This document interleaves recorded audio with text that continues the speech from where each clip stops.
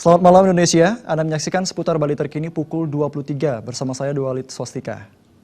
Pemirsa, pupuk merupakan salah satu indikator pendukung meningkatnya kualitas pertanian khususnya padi. Namun saat ini ketersediaan pupuk khususnya pupuk yang bersubsidi sangat sulit ditemui. Petani pun enggan membeli pupuk non-subsidi karena harganya yang mahal dan kualitas yang kurang terjamin. Selain air dan cuaca, faktor pendukung pertanian yang baik dan berkualitas adalah pupuk. Namun di masa ini, keberadaan pupuk khususnya yang bersubsidi sangat sulit ditemukan. Petani juga enggan membeli pupuk non-subsidi yang mahal dan kualitasnya diragukan. Petani di Subak Karangdalam, Madi Darmika mengungkapkan, selain kekurangan air untuk mengairi sawah, dirinya mengaku kekurangan pupuk. Madi Darmika sangat berharap bantuan pihak terkait ketersediaan pupuk subsidi bagi para petani sehingga terhindar dari gagal panen.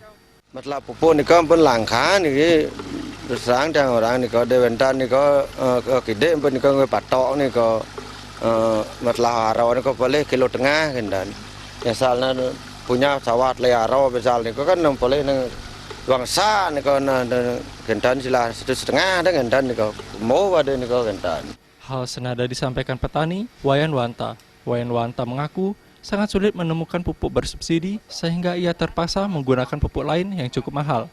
Harga yang mahal menjadi alasan dirinya enggan memilih pupuk non-subsidi kecuali terpaksa.